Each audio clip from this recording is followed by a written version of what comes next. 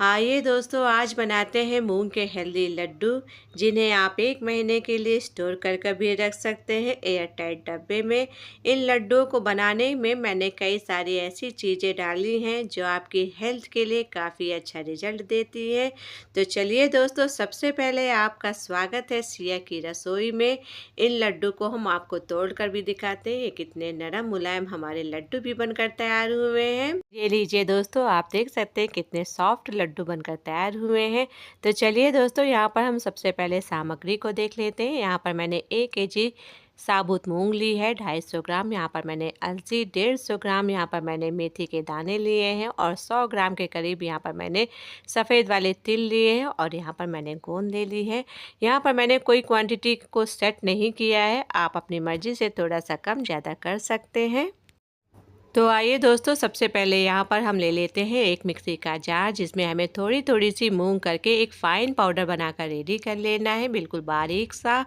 दोस्तों, यहाँ पर मैंने मूंग को एक गीले कपड़े से पहले पोंछ लिया था, जिसमें उसकी सारी डस्ट वगैरह निकल जाए।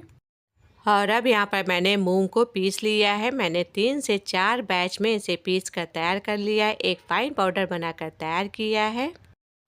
और अब यहाँ पर मूंग पीस लेने के बाद मेथी के दाने ले लेते हैं, जिसे हमें मिक्सी के जार में डाल देना है। और यहाँ पर मैंने काली मिर्च के दाने लिए हैं 1 टेबल स्पून के करीब। हमें इसे भी पीस लेना है, बिल्कुल फ़ाइन पाउडर बनाकर हमें रेडी कर लेना है। और ये लीजिए दोस्तों, यहाँ पर मैंने मेथी के दाने को भी पीस लिया है, एक फ़ाइन पाउडर बनाकर तैयार कर दिया है। दोस्तों, मेथी के दाने पीस लेने के बाद अब हमें यहाँ पर कढ़ाई चढ़ा देनी है गैस में और अलसी को हमें मीडियम टू लो फ्लेम पर भून लेना है। ध्यान रहे दोस्तों, इसे हमें लगातार चलाते रहना है। और ये लीजिए दोस्तों, 2 मिनट होने के बाद हमारी अलसी भी अच्छे से भुन चुकी है, कलर भी बढ़िया सा चेंज हो चुका है। अब हमें यहाँ पर गैस के फ्लेम को बंद कर देना है और ले लेनी है एक बड़ी सी परात, जिसमें हमें अलसी को डाल देना है। और अभी हमें यहाँ पर अलसी को एक साइड में रख देना है ठंडी होने के लिए। और अब यहाँ पर हम ले लेते हैं सफ़ेद वाले तिल। इसे भी हमें मीडियम टू लो फ्लेम पर ही भूनना है, ये भी बहुत जल्दी से जल जाती है। इसे हमें लगातार चलाते रहना है, इस बात का हमें ध्यान रखना है। और ये लीजिए दोस्तों, 2 मिनट होने के बाद आप देख सकते हैं इसका भी कलर चेंज होने लग गया है। और अब हमें यहाँ पर गैस की फ्लेम को बंद कर देना है, क्योंकि हमारी तिल्ली भी अच्छे से भून चुकी है। हमें तिल्ली को भी उसी परात में डाल देना है जिसमें हमने अलसी रखी थी, और इसे भी हमें एक साइड में रख देना है। और अब यहाँ पर मैंने गैस में कढ़ाई चढ़ा दी है, जिसमें मैंने आधा कप देसी घी डाल दिया है। घी गर्म हो जाने के बाद हमें यहाँ पर पिसी हुई मूंग को 2 बैच में थोड़ा थोड़ा करके भून लेना है। ध्यान रहे दोस्तों, हमें इसे भी बिल्कुल मीडियम टू लो फ्लेम पर ही भूनना है। दोस्तों, यहाँ पर जब तक मूंग भून रही है तब तक हम यहाँ पर दूसरी तैयार कर लेते हैं। यहाँ पर मैंने अलसी और तिल्ली को मिक्सी के जार में डाल दिया है, इसे हमें पीस लेना है, बिल्कुल फ़ाइन पाउडर बनाकर हमें रेडी कर लेना है। और ये लीजिए दोस्तों, यहाँ पर मैंने अलसी और तिल्ली को पीस लिया है, एक फ़ाइन पाउडर बनाकर रेडी कर लिया है, जिसे हमें परात में डाल देना है। दूसरी तरफ यहाँ पर मूंग भी अच्छे से भुन चुकी है, कलर भी बढ़िया आ गया है, आप देख सकते हैं। और अब हमें यहाँ पर मूंग को भी उसी परात में डाल देना है, जिसमें मैंने अलसी और तिल्ली को पीस कर रखा हुआ है। और ये लीजिए दोस्तों, यहाँ पर मैंने दूसरा बैच भी मूंग का भून कर तैयार कर लिया है, इसे भी हमें उसी परात में डाल देना है। और अभी हमें यहाँ पर परात को एक साइड में रख देना है। दूसरी तरफ यहाँ पर मैंने गैस में कढ़ाई चढ़ाई है, जिसमें मैंने आधा कप के करीब देसी घी डाल दिया है। और यहाँ पर मैंने जो मेथी को पीस कर रखा था उसे भी हमें डाल देना है। मेथी को भी हमें मीडियम टू लो फ्लेम पर ही भूनना है, बढ़िया सा कलर आने तक। और ये लीजिए दोस्तों, यहाँ पर 5 मिनट होने के बाद हमारी मेथी भी अच्छे से भुन चुकी है, बढ़िया सा कलर भी आ गया है। अब हमें यहाँ पर गैस की फ्लेम को बंद कर देना है और अब हमें उसी परात में इसे डाल देना है, जिसमें हमने सारी सामग्री को भून कर रखा हुआ है। दोस्तों, यहाँ पर आप मेथी को कम ज़्यादा अपने हिसाब से कर सकते हैं। और अभी हमें यहाँ पर परात को एक साइड में रख देना है, इसे हमें ठंडा होने देना है। अब यहाँ पर मैंने गैस में फिर से कढ़ाई चढ़ा दी है, जिसमें मैंने 1 कप देसी घी डाल दिया है। और यहाँ पर हमें थोड़ा थोड़ा सा करके ही गोंद को भून लेना है। ध्यान रहे दोस्तों, इसे हमें बिल्कुल लो फ्लेम पर ही भूनना है। दोस्तों, गोंद को लो फ्लेम पर भूनने से हमारी जो गोंद होती है वो अंदर से अच्छे से पक जाती है और बढ़िया से ये फूलती है। और ये लीजिए दोस्तों, यहाँ पर मैंने गोंद को अच्छे से भून लिया है। ये बढ़िया से फूली भी हैं, आप देख सकते हैं। इसी तरह से हमें सारी गोंद को भून लेना है, थोड़ा थोड़ा सा करके। दोस्तों, यहाँ पर आप गोंद की मात्रा को भी आप अपने हिसाब से कम ज़्यादा कर सकते हैं। और ये लीजिए दोस्तों, इस तरह से मैंने सारी गोंद को भून कर तैयार कर लिया है।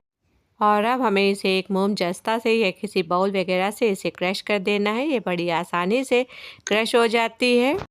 और ये लीजिए दोस्तों, यहाँ पर मैंने गोंद को क्रश कर दिया है। अभी हमें गोंद की थाली को एक साइड में रख देना है।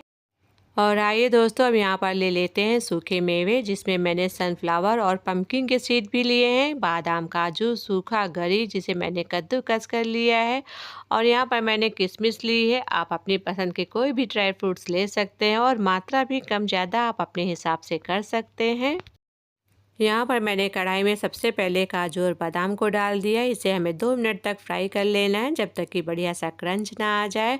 और अब यहाँ पर मैंने पम्पकिन के सीड्स और सनफ्लावर के सीड्स डाल दिए हैं। इसे भी हमें 2 मिनट तक भून लेना है।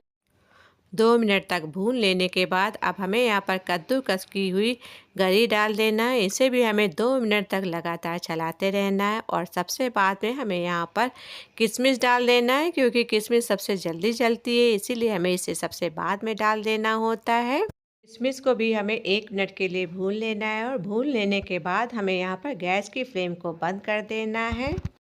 और ये लीजिए दोस्तों, यहाँ पर हमारे सभी मेवे भुनकर तैयार हो चुके हैं। बढ़िया सा क्रंच आ गया है। हमें इसे एक प्लेट में निकाल कर अभी अलग रख देना है। और अब यहाँ पर मैंने 750 ग्राम के करीब गुड़ ले लिया है, जिसे मैंने कढ़ाई में डाल दिया है और आधा कप पानी डाल दिया है। ध्यान रहे दोस्तों, हमें इसे मीडियम टू लो फ्लेम पर ही मेल्ट करना है और लगातार हमें इसे चलाते रहना है, नहीं तो नीचे से तल से चिपक जाएगा। और जब तक यहाँ पर गुड़ अच्छे से मेल्ट हो रहा है, तब तक हम यहाँ पर दूसरी तैयारी कर लेते हैं। यहाँ पर हमने जो ड्राई फ्रूट्स को रोस्ट करके रखा था वो ठंडे हो चुके हैं। हमें इसे मिक्सी के जार में पीस लेना है। और ये लीजिए दोस्तों, आप देख सकते हैं मैंने यहाँ पर ड्राई फ्रूट्स को पीस लिया है। और अब हमें यहाँ पर पीसे हुए ड्राई फ्रूट्स को भी परात के अंदर डाल देना है, जिसमें हमने सारी तैयारी कर कर रखी है। और क्रश किए हुए यहाँ पर मैंने गोंद को भी परात में डाल दिया है। और अब हमें यहाँ पर सारी सामग्री को अच्छे से मिक्स कर देना है। अगर ये गर्म है तो आप इसे करछी की मदद से मिक्स कर दीजिए। और ये लीजिए दोस्तों, यहाँ पर मैंने सभी सामग्री को अच्छे से मिक्स कर दिया है। सामग्री को अच्छे से मिक्स कर देने के बाद अभी हमें परात को एक साइड में रख देना है। दूसरी तरफ हमारा गुड़ भी अच्छे से मेल्ट हो चुका है, आप देख सकते हैं। यहाँ पर हमें कोई तार वगैरह गुड़ में नहीं बनाना है। गुड़ की चाशनी में गुड़ को हमें अच्छे से मेल्ट कर देना होता है, बस इतना ही हमें यहाँ पर चाशनी को पकाना होता है। और अब हमें यहाँ पर चमचे की मदद से गुड़ के पाक को सामग्री में डाल देना है और करछी की मदद से हमें इसे चलाते रहना है। ध्यान रहे, इसे हमें हाथ से बिल्कुल भी नहीं छूना है, ये काफ़ी गर्म होता है। और ये लीजिए दोस्तों, यहाँ पर मैंने थोड़ा सा सामग्री के ठंडे होने पर अच्छे से मिक्स कर दिया और एक साइड में मैंने इसे लगा दिया है।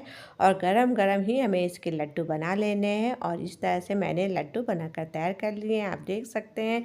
तो चलिए दोस्तों, कितनी आसान तरीके से मैंने आपको मूंग के लड्डू बनाना बताया है। आपसे एक छोटी सी रिक्वेस्ट है, अगर आपको मेरी ये रेसिपी पसंद आई हो मूंग के लड्डू की, तो प्लीज़ मेरे चैनल को सब्सक्राइब कीजिए, लाइक कीजिए और शेयर कीजिए। नेक्स्ट रेसिपी में क्या लेके आएँ आप ये भी कमेंट कर कर बताइए। तो चलिए फिर मिलते हैं नेक्स्ट रेसिपी में, तब तक के लिए टेक केयर, बाय बाय।